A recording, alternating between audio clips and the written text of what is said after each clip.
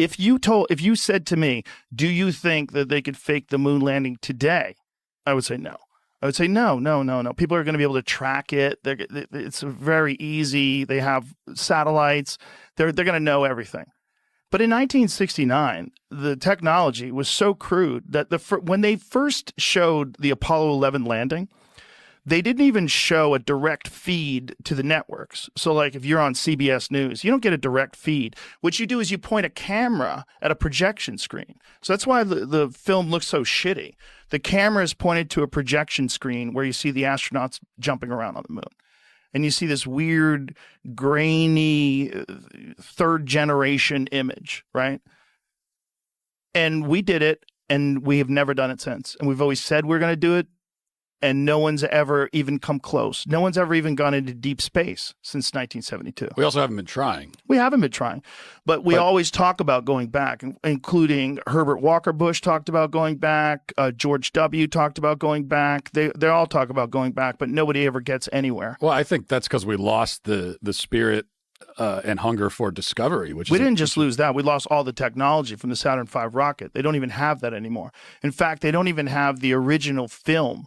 They erased all the original footage of the Apollo missions. So you just have copies of everything. You could develop the technology again. You can do all that. Sure you could. If you can get through the Van Allen radiation belts into deep space with human beings and have them safely come back. But I think what you're describing to me, all that does is highlight how incredible the achievement was. If they did it.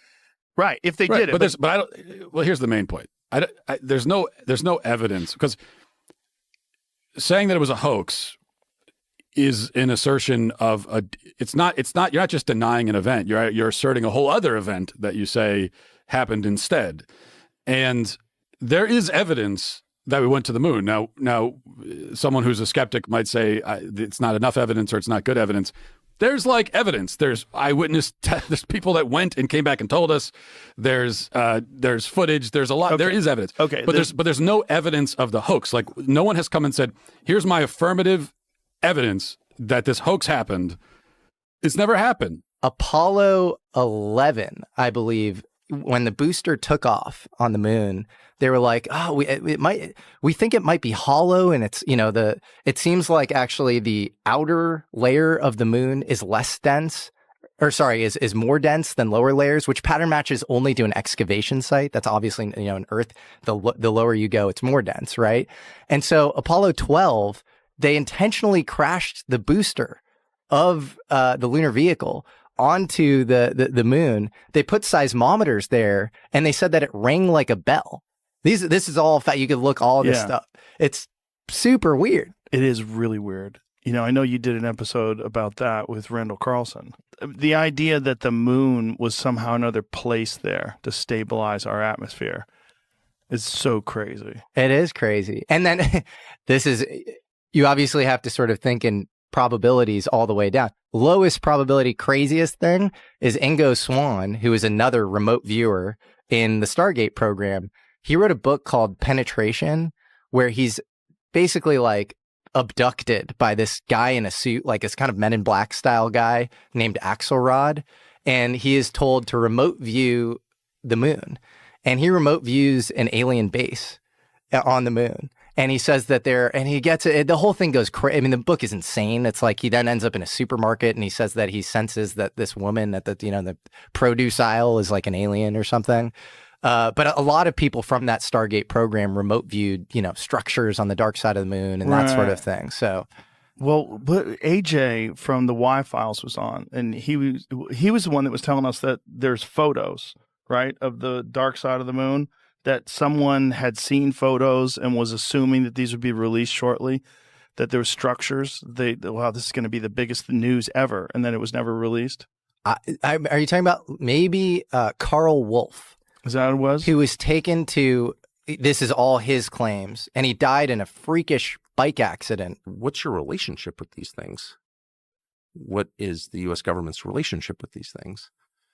And there's evidence that there is a relationship and that it's a longstanding. And that raises like a lot of questions about intent. And so like, what is that? And I just personally decided, and people have been hurt by these things. That's a fact. That's a fact. It's a knowable fact. It's a provable fact. And killed. And I'm not saying millions of people have been killed by whatever these things are, but people have been killed, and it's known because it's working its way through the courts out of the VA. So, I don't know, an object that is by definition supernatural, it's above the laws of nature as we understand them, and that has resulted in the deaths of people. We don't spend enough time thinking about like what that adds up to. Like, not good, actually, not good. How many people do you think have died from these I things? don't know, but I mean, And is it radiation sickness? Is it like what's the so cause the person of death? that I talked to, I interviewed someone who was a Stanford medical school professor who's out there and worth talking to, by the way. And You talking about Gary Nolan? that's exactly who I'm talking about. He was effectively an expert witness in these Mhm. cases, so he's an expert in brain injury. Do you know him? Yeah. Yeah, entirely credible person. Checks all the boxes that I care about. He's got patents, so he's like a lot of Stanford University professors. He's like independently rich. I mean, he flew to. I live in a remote place, and he flew to my place at his own expense because he wanted to tell his story. So he's got no profit motive here. He's the most highly credentialed person at the university, practically, Stanford Medical School. We consider that a big deal. And he's worked on this for over 10 years. Assessing the injuries to U.S. servicemen from being in close proximity to these objects or having contact with these objects. And his conclusion, as you know, because you've talked to him, is that there's some kind of energy coming off here that scrambles people's brains or kills them. And it's not exactly radiation, at least in his telling to me. So anyway, but the point is, people have died. Yeah. And so, it does raise a lot of questions about like what the hell, right? What the hell? American citizens have died and you're hiding it. Why are you hiding that? Why would you hide that? Perhaps because they don't have any explanations. Because it's so beyond our comprehension that they're still trying to piece it together. Like, I would wonder how much interaction they really do have with these things. Like, if I was from another planet or if I was some interdimensional being, I don't know how much I'd give a shit about the president. I don't know how much I'd give a shit about the government. I would probably look at this infantile race, this species, this bizarre territorial apes with thermonuclear weapons, this very weird species. I'd probably look at them as very chaotic, and I wouldn't really have much concern for who's running it. Especially if they have the ability to travel at insane speeds and go undetected. And well, it depends. Like that. Okay, so the template that you're using to understand this is like science fiction, right? These are an advanced race of beings from somewhere else. But the template that every other society before us has used is a spiritual one. Mhm. There is a whole world that we can't see that acts on people, the supernatural world that's acting on us all the time for good and bad. Every society has thought this before ours. In fact, every society in all recorded history has thought that until, I'll be specific, August 1945, when we dropped the atom bombs on Hiroshima and Nagasaki. And all of a sudden, the West is just officially secular. We're God. There is no God but us. And that's the world that we have grown up in. But that's an anomaly. Like, no one else has ever thought that. There's never been a society that thought that. Every other society has assumed, and they've had all kinds of different explanations, and the details differ. But the core idea does not differ, and never has differed from caves until now, that we're being acted on by spiritual forces at all times. And so to someone born before or living before 1945, I think it would have been much more obvious that this is the thing that every society has written about.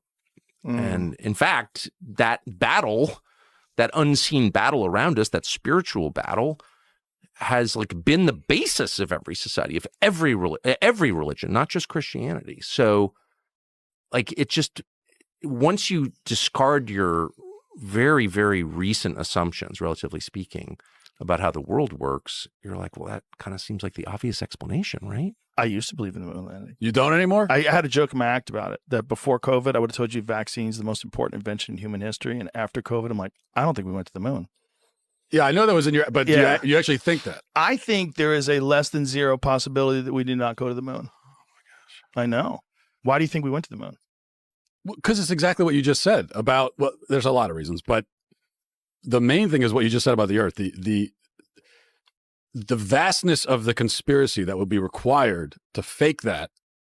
It's so vast that it's a lot more incredible to believe that we faked it than to believe that we just went. And going to the moon, it's a massive achievement. But I think the greatest human achievement of all time. But even so, to fake it would be even more massive, because not only would you need all of these space agencies and all the different whatever people in American institutions to be colluding, but you'd also need foreign governments, including adversarial foreign governments, who at this point certainly would know we faked it, and for some reason haven't blown the lid on it. So they're letting us like take this achievement that they know. Like, why haven't the Russians come out and said all those things you're saying are true? Right. I don't argue with any of the things you're saying. But one of the things that I think you have to consider was, if it's not possible for human beings to safely go through the Van Allen radiation belts and out into deep space without much protection and face the temperatures that are on the surface of the moon, which get up to 250 degrees and 250 degrees below zero in the shadows. There's no environment there. It's hostile beyond belief. Micrometeorites are flying into the moon all the time. They're flying through space all the time. We've never had a single biological organism go out into deep space, past the Van Allen radiation belts, and then come back to Earth and come back alive, except human beings during the Apollo missions. Every single space station mission, every single space shuttle mission, all of them are inside 350 miles from the Earth's surface. The only time human beings have ever been past that and through the Van Allen radiation belts was the Apollo missions.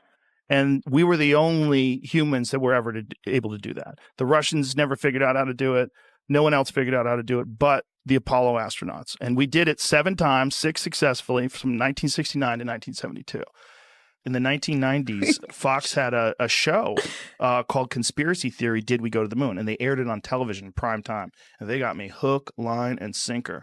And for years, I believed that we didn't go to the moon. What changed you?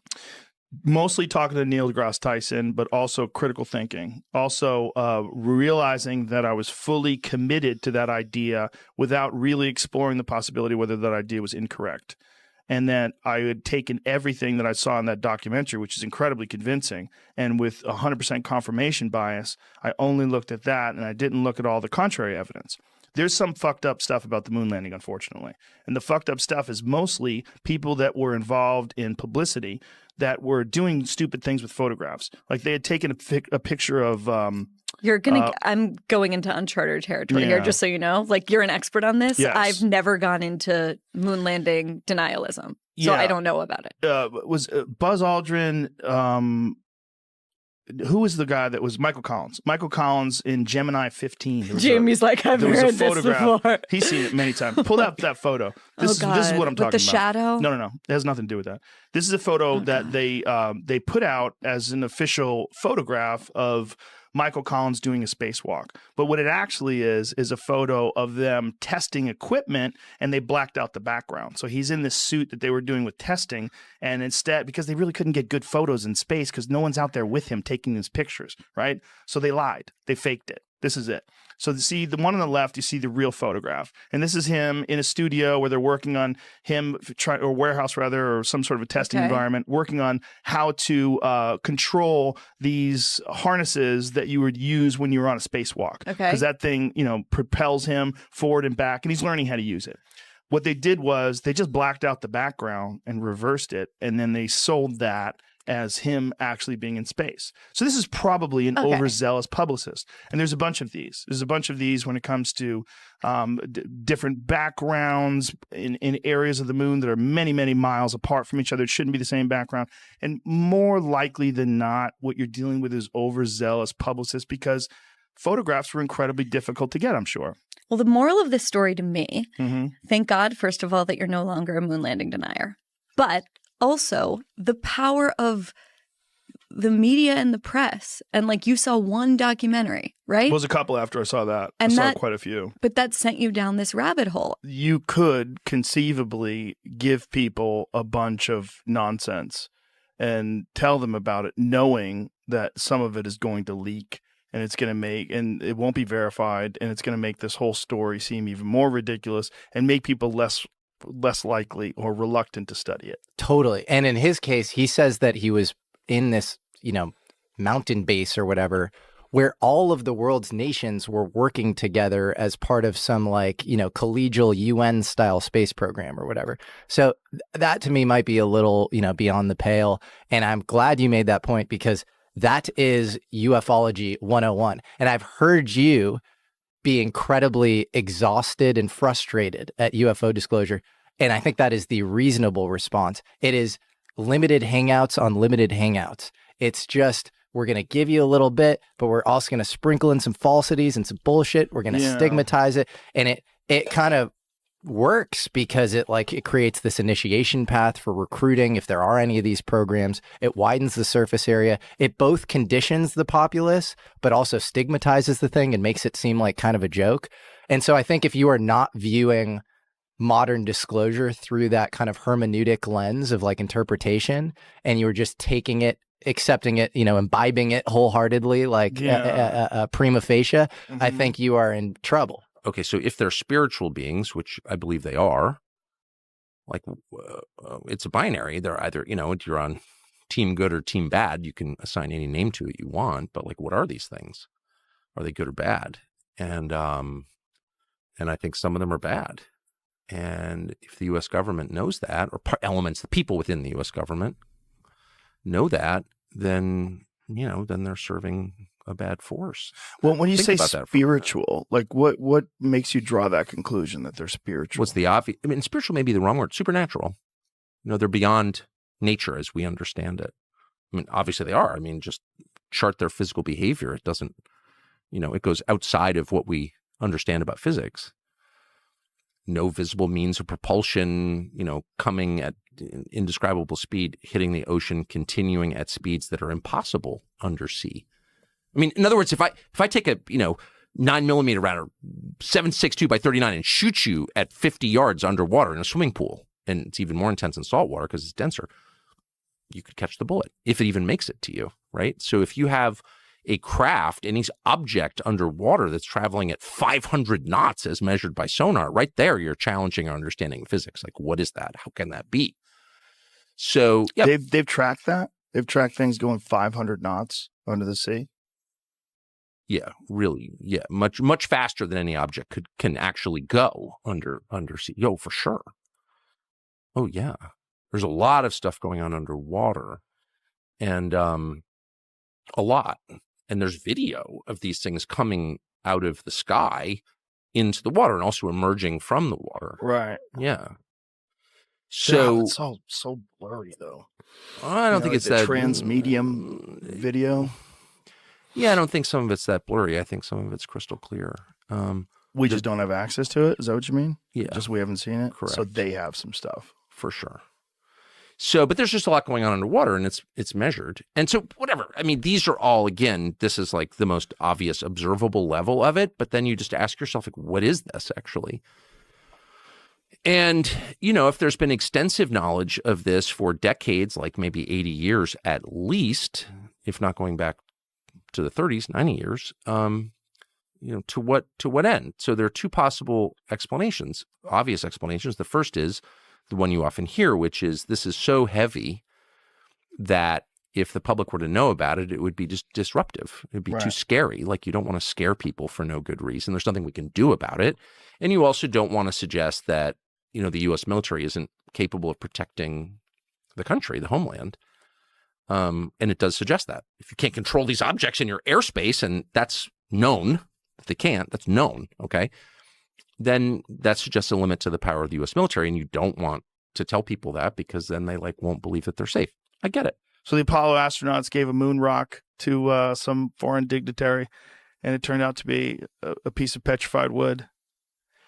They do have samples of moon rocks that came from the moon, but we also have those on Earth. And in fact, Wernher von Braun in 1968, I believe, went to Antarctica. There's all these photographs of him in Antarctica, Antarctica is a great place to take moon rocks because Antarctica is just this gigantic sheet of white, and you can spot the meteorites in the ground. So this is the photo. I mean, this is from what? What is this from? What is the So this is an Indian Space Research Organization's, I don't know how to say that word, Chandrayaan-2 orbiter captured images of NASA's Apollo 11 and 12 landing sites and lunar modules from 100-kilometer altitude. Apollo 12 image, astronaut boots tracks are still even visible. Due to the recent interest in another post I shared, decided to download and to view the raw imagery. So that looks like there's some kind of thing on the moon. It's pretty good evidence. It is evidence that something's on the moon. It's not evidence that human beings went to the moon. See, we have things that are on the moon. We have things on Mars right now. Well, I think we had things that were, we'd shot things into space for sure. Yeah, but it's evidence. It's not proof in and of itself, but it is evidence. Listen, I'm not saying we didn't go to the moon. What I'm saying is the subject is complex. And it's not even a little complex. It's really complex. There's a documentary called The Funny Thing Happened on the Way to the Moon. This guy, Bart Sibrel, he's been obsessed. He was a guest on the show too. Been obsessed about this his whole life and absolutely believes that we never went to the moon. And there's enough shit that you go, okay, if he's right about any of these things, it's weird. One of the things was some of the photographs of the moon, they ran through one of those AI detectors that can tell you whether or not something's false or artificially generated. And it showed different images from, I think it was a Chinese satellite of the moon. They said this is legitimate. But then it got to these Apollo images, and they said these have been doctored. This is AI decided. This AI program that all they the ran, images or a few of them? A few of them. But then other ones were found to be authentic. I don't think so. I think they only ran a few images through. If you enjoyed today's episode on JRE Plus, don't forget to give it a thumbs up and share your thoughts in the comments below. Thank you.